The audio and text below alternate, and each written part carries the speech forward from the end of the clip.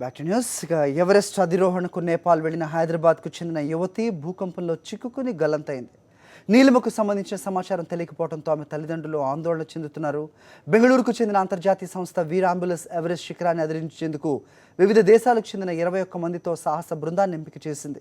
ఇందులో హైదరాబాద్లోని మెహదీపట్నానికి చెందిన శౌరయ్య, డాక్టర్ పాప కొండేటి దంపతుల చిన్న కూతురు డాక్టర్ నీలిమ కూడా ఎంపికైంది. నీలిమ గచ్చిబౌలిలోని కాగ్నిజెంట్ టెక్నాలజీ సాఫ్ట్వేర్ సంస్థలో పనిచేస్తోంది. ఈ నెల 18న బెంగళూరు వెళ్లిన నీలిమ అక్కడి నుంచి 21న ఢిల్లీ మీదుగా కాఠ్మండు చేరుకుంది. అక్కడి నుంచి ఎవరెస్ట్ను అధిరోహించే బృందం సభ్యులతో కలిసి బేస్ క్యాంప్ సికి 22వ తేదీన చేరుకుంది.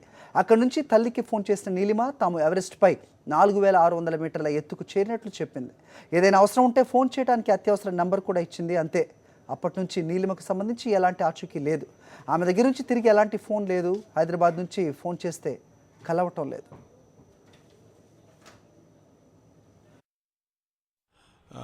She's about 28 years old.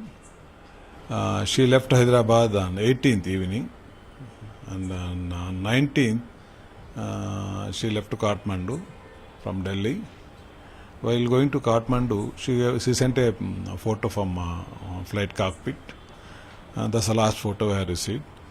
And then on 22nd Wednesday, she rang up to her mother, telling that giving an emergency number, but that's not working right now.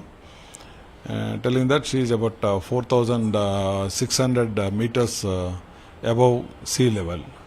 That's the last phone she talked to.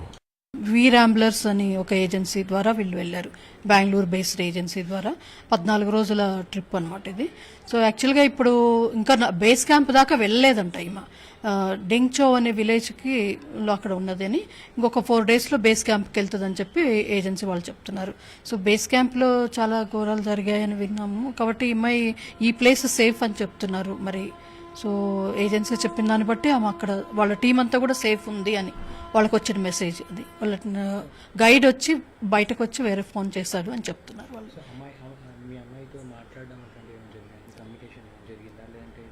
అమ్మాయి వెళ్ళిన తర్వాత ఒకసారి చేసిందండి. 22వ తారీఖు చేసింది. ఆమె emergency number ఇచ్చింది, ఎంతో ఓకే అని చెప్పింది. అప్పటికే ఆమె 4000 పైన మీటర్లు పైకి వెళ్ళిందని అంది. అంటే మాట కూడా కొంచెం డిఫరెంట్గా వస్తుంది. సేఫ్ అని చెప్పింది. అప్పుడు అసలు మేము ఏం ఎక్స్పెక్ట్ చేయలేదు. ప్రాబ్లం కమ్యూనికేషన్ కూడా నా దగ్గర నుంచి రాకపోవచ్చు. అక్కడికి పైకి వెళ్ళే కొద్దీ ఇంకా కష్టం అవుతుంది.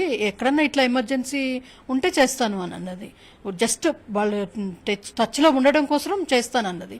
కానీ ఇప్పుడు ఎర్త్క్వేక్ ప్రాబ్లం వచ్చినందువల్ల మేము వరీ అవుతున్నాం. అదర్వైజ్ ఆమె దగ్గర నుంచి కమ్యూనికేషన్ రాకపోయినా వరీ అయ్యేవాళ్ళం కాదు. ఇప్పుడు ఈ ప్రాబ్లం వచ్చింది కాబట్టి ఏదన్నా చిక్కుకుందేమో ఎక్కడన్నా అని.